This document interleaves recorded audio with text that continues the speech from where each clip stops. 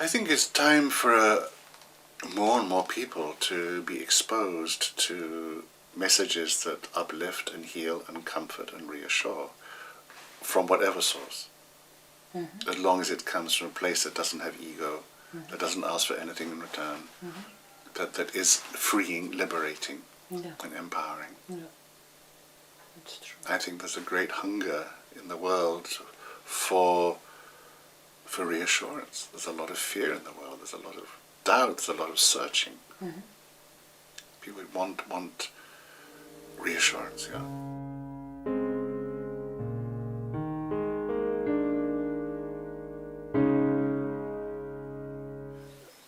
I've never been attached to the idea that when I close my eyes, a big Indian is taking over my body. Mm-hmm.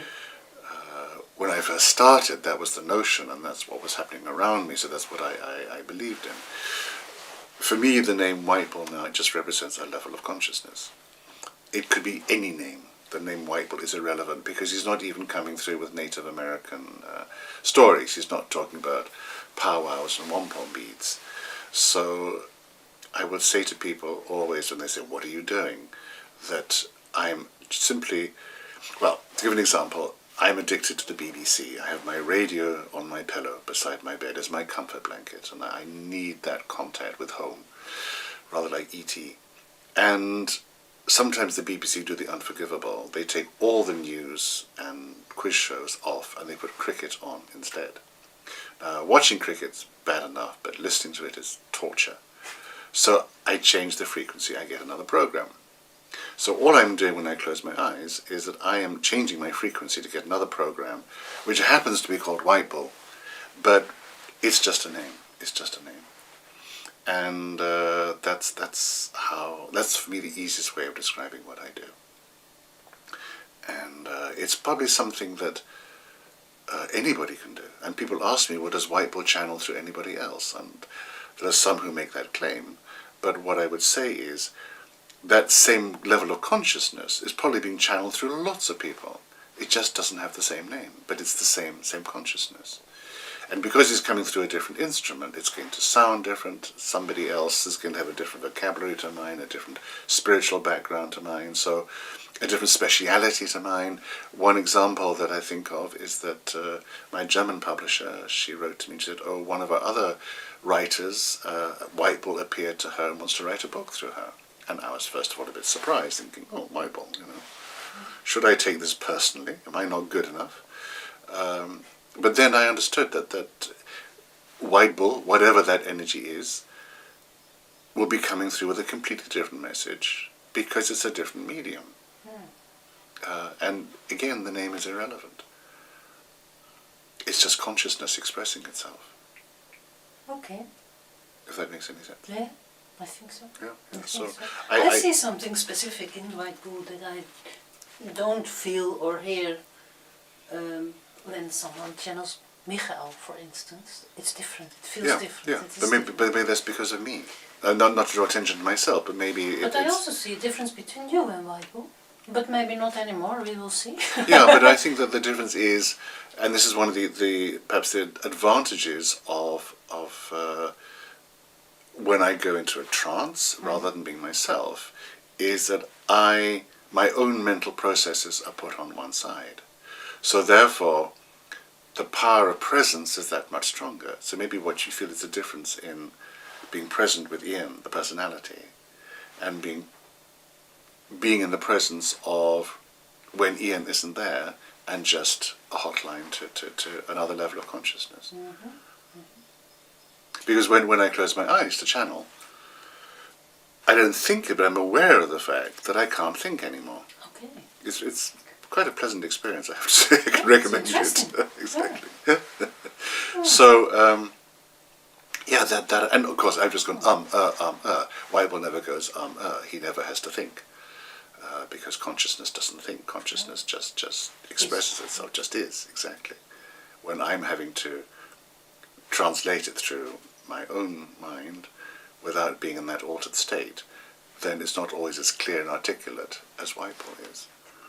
And there is something extra. It's not just me. I mean, I'm sure that I'm more involved my higher self is more involved, but there is something greater than me that I'm tuning into. The power of which varies according to the person who's sitting opposite white ball, the kind of questions they're asking, the level of consciousness that they have. So not everybody is going to come and ask very advanced questions. That's not a judgment of the question, but so therefore you're drawing upon a different energy of white ball. So it makes a difference if, on the consciousness of the person who's there. Yeah. Yeah. Okay. And all kinds of people come, and white ball's there for all kinds of people. Yeah. But it does make a difference. Yeah.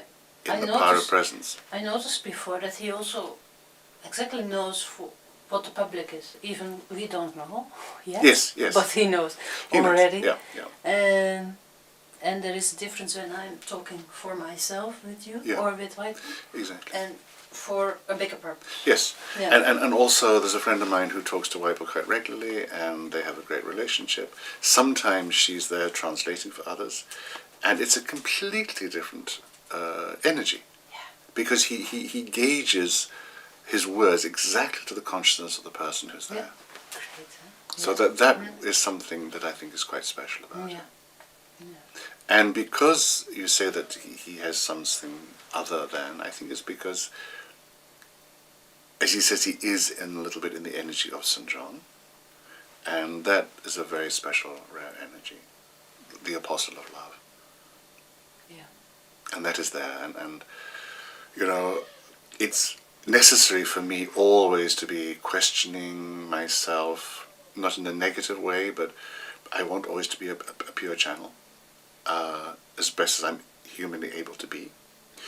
And you can fake a lot of things, but you can't fake love. So if people feel love, then I know I'm doing a good job. Yeah, that's true.